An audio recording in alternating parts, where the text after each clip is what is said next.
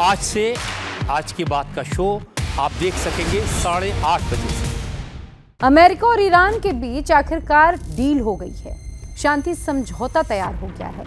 Iran ने भी ये मान लिया कि महीनों की मुश्किल बातचीत के बाद दोनों देशों ने शांति समझौते के मसौदे यानी कि एमओयू को अंतिम रूप दे दिया है।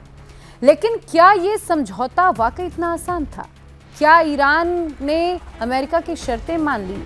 क्या अमेरिका ने ईरान की शर्तें मान ली, या फिर पर्दे के पीछे बहुत कुछ कोई बड़ा खेल चल रहा है? नमस्कार, बहुत स्वागत है आपका। आप देख रहे हैं इंडिया टीवी। मैं हूं आपके साथ प्रिया सिंह सोमवंशी। अमेरिका और ईरान जंग खत्म करने के लिए शांति समझौते पर राजी हो गए हैं। ईरान ने कहा कि अमेरिका के साथ कई महीनों की लंबी बातचीत के बाद दोनों देशों ने शांति समझौते के मसौदे पर सहमति बना ली। दरअसल रविवार की सुबह सोशल मीडिया पर अमेरिकी प्रेसिडेंट डोनाल्ड ट्रंप का एक पोस्ट आता है और पूरी दुनिया का ध्यान अपनी तरफ खींच लेता है।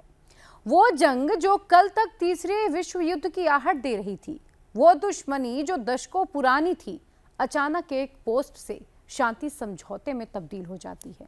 जी हाँ, ठीक सुना आपने। अमेरिका और ईरान के बीच आखिरकार डील हो गई है। शांति समझौता तैयार हो गया है। ईरान ने भी ये मान लिया कि महीनों की मुश्किल बातचीत के बाद दोनों देशों ने शांति समझौते के मसौदे यानी कि एमओयू को अंतिम रूप दे दिया है। लेकिन क्या ये समझौता वाकई इतना आसान था? क्या ईरान ने अमेरिका की शर्तें मान ली? क्या अमेरिका ने ईरान की शर्तें मान ली, या फिर पर्दे के पीछे बहुत कुछ कोई बड़ा खेल चल रहा है? आज के इस वीडियो में हम इसी पर बात करेंगे। इस डील में आखिर ऐसा क्या है, इस समझौते के पीछे की असली इनसाइड स्टोरी क्या है? इस समझौते की अहमियत समझने के लिए हमें थोड़ा फ्लैशबैक में जाना होगा। अमेरिका और ईरान के बीच दुश्मनी आज की नहीं है, यानी कि ये कोई नई दुश्मनी नहीं है।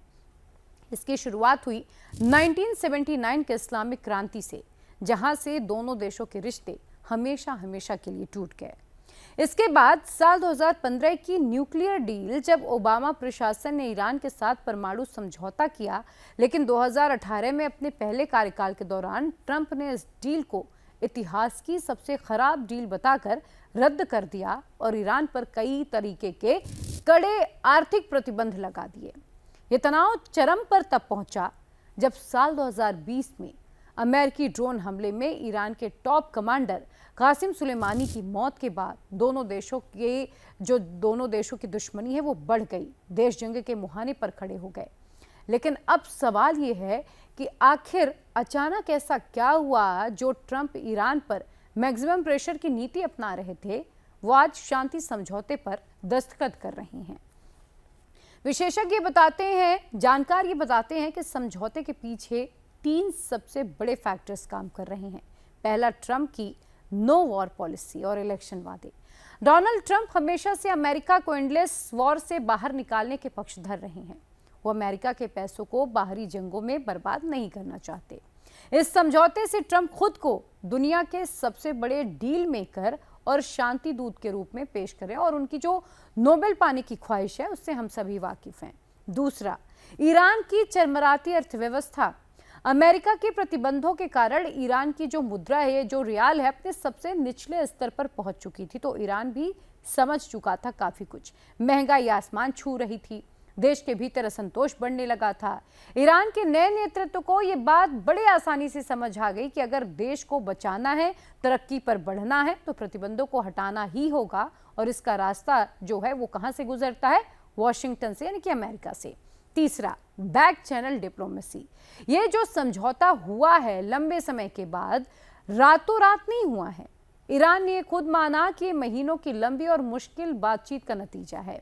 ओमान, कतर और स्विट्जरलैंड जैसे देशों ने दोनों के बीच मध्यस्थता की भूमिका निभाई, जहां न्यूक्लियर प्रोग्राम को फ्रीज करने और प्रतिबंध हटाने की शर्तों पर गुप्त बातचीत चलती रही, और ये लंबे समय से चल रही है। अब सवाल ये उठता है कि इस एक समझौते से दुनिया कैसे बदल जाएगी? क्या फर्क पड़ने वाला है इस समझौते के बाद? क्या क्या चीजें अब बदल जाएंगी?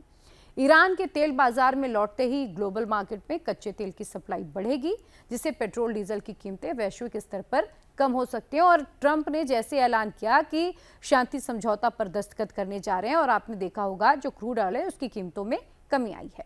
ईरान समर्थित ग्रुप्स जैसे कि हिजबुल्लाह, हुती और इजराइल के बीच जो तनाव चल रहा है वो कम हो सकता है। हालांकि इसकी उम्मीद थोड़ी सी कम है क्योंकि इजराइल जो है वो इस डील से अभी तक खुश नहीं है और इस पर अपनी आपत्ति दर्ज अमेरिका के साथ करा चुका है। भारत के लिए क्या होने वाला है?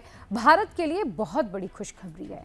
भारत फिर से ईरान से सस्ता तेल खरीद पाएगा और चाबहार पोर्ट प्रोजेक्ट की जो रफ्तार है वो दोगुनी हो जाएगी। इतिहास गवाह रहा है अभी तक के जो पिछली अंतर्राष्ट्रीय स्तर पर घटनाक्रम हुए हैं, अगर आप उनको ध्यान में रखिए तो अंतर्राष्ट्रीय राजनीति में ना तो कोई स्थायी दोस्ती होती है और ना ही कोई स्थायी दुश्मन होता है। वहां सिर्फ होता है तो हित, अपने हित को सबसे पहले रखा जाता है। अमेरिका और ईरान का ये जो शांति समझौता है यकीनन 21वीं सदी के सबसे बड़े कूटनीतिक उलटफेरों में से एक है। लेकिन क्या ये शांति टिक पाएगी? खास तौर पर जिस तरीके से ट्रंप का अंदाज रहा है, वो कहते कुछ और है, अगले दिन हो कुछ और जाता है और इसीलिए अभी भी थोड़ा सा सस्पेंस बना हुआ है। क्या अमेरिका इस एमओयू को पूरी तरह से मंजूरी दे देगा? अमेरिकी संसद इस पर क्या रिएक्ट करेगी, ये देखना होगा। और क्या ईरान अपने परमाणु कार्यक्रम को हमेशा के लिए रोकने पर राजी रहेगा? ये वो सवाल हैं जिन पर पूरी दुनिया की निगाहें टिकी हुई हैं। आपको क्या लगता है, क्या ट्रंप का ये कदम दुनिया को तीसरे विश्व युद्ध के खतरे से बचा ले जाएगा? अपनी राय कमेंट सेक्शन में जरूर बताएं। वीडियो अगर आपको इन्फॉर्मेटिव लगी हो तो इसे लाइक और शेयर करना बिल्कुल ना भूलें। नमस्कार।